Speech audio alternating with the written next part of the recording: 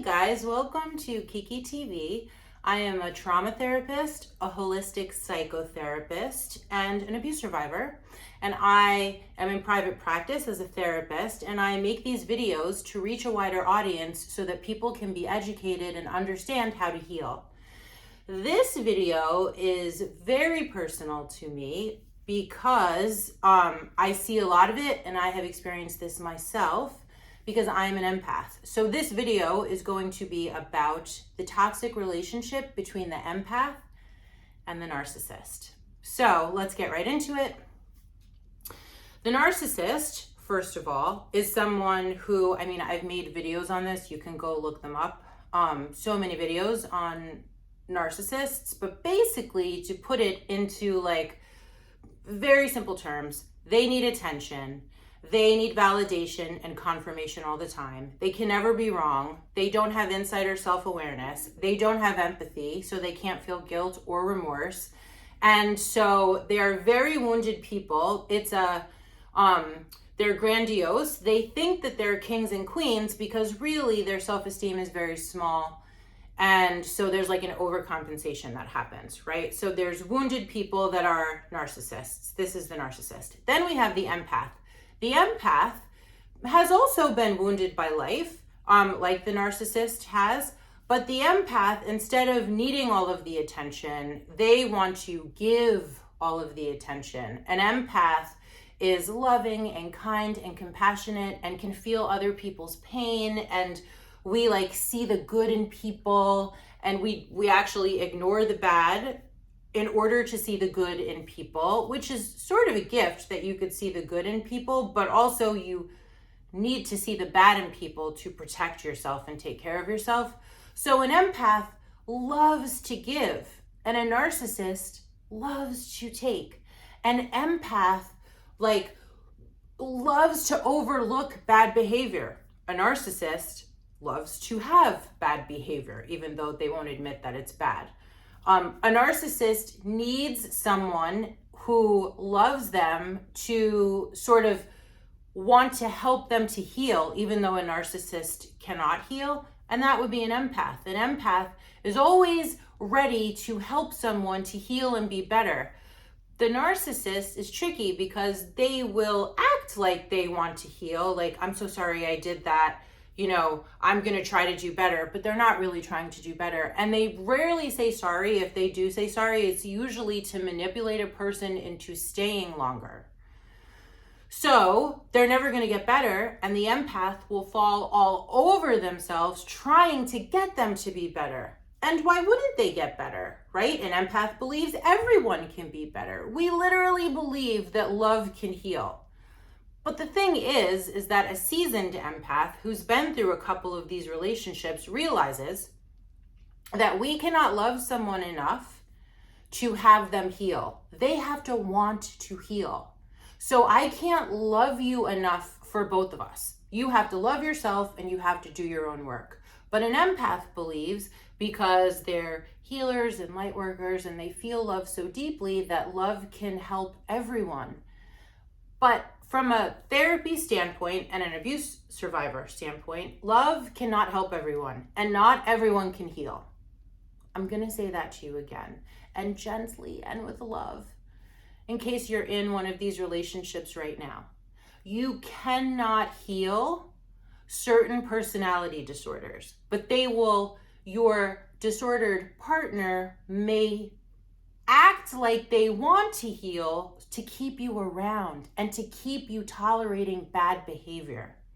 So really, the only thing that you can do for yourself if you're in the relationship with a narcissist is find a safe way to exit. You see, you can't help them as much as you want to, and you can't love them enough to heal them. I just really want to make that as clear as possible. Also, an empath is so happy to give. Like, all the energy, all the time, all the compassion. We have so much empathy for people. And a narcissist has none. No empathy, no compassion, no guilt or remorse. And so they're basically just taking from you. Taking, empath. And empaths happily give because we're happy to do it, because we're healers. And we know how good it feels when we receive. And we just want everybody to feel that good. But the thing is that empaths need to realize that their experience of life is not everyone's experience of life. And just because you're sensitive and empathetic and compassionate, would never hurt anyone, does not mean that other people are like that. And narcissists will hurt you. They will hurt you. And they won't think twice about it because they don't have remorse or guilt or shame or self-awareness. So here you are thinking that, you know, they're experiencing life the way that you are, but what you have to understand is not everyone experiences life the way that you do. Actually, everybody sees out of their own window.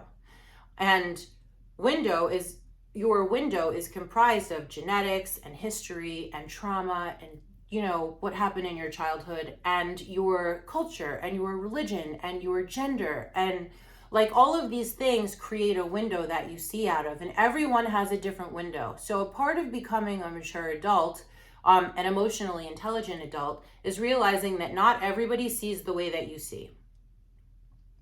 And empaths and narcissists suffer from this same thing, that not everybody sees the way that you see.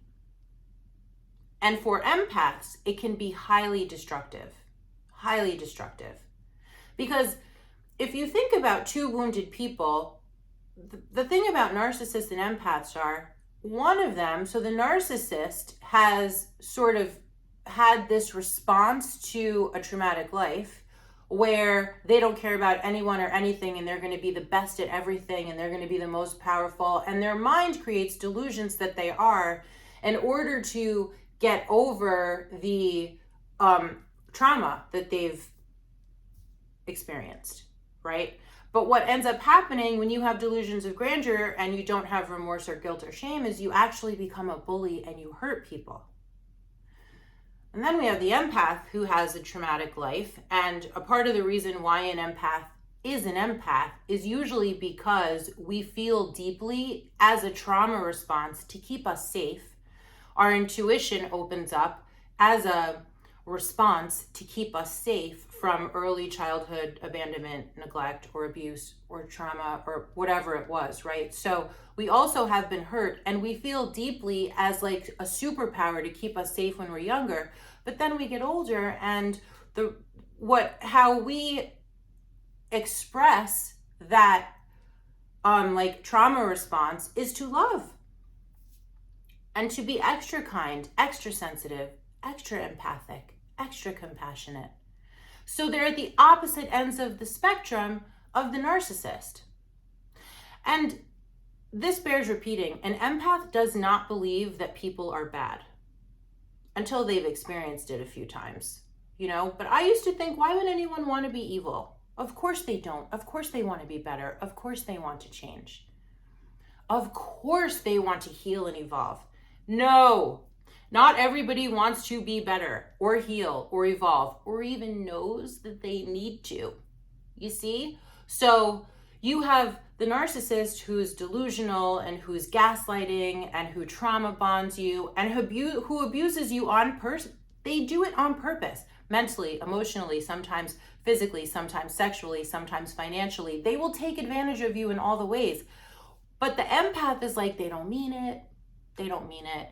They couldn't possibly want to do this. Of course, maybe they're doing it because, you know, something in their history made them do it, but you're going to get better. I'm going to help you get better. Of course you want to get better. They do not get better. They do not want to get better. They want to keep you in the dark so that they can keep using you as supply, right? And supply is anything, any of your resources, from your time and your money and your body to your energy to your love. All of it is supply for the narcissist. So while you are trying to love them and have the best in them come out, they are just using you for every single thing you are good for. And they don't feel bad. So in toxic relationship between an empath and a narcissist could really end badly for an empath. Total destruction or worse.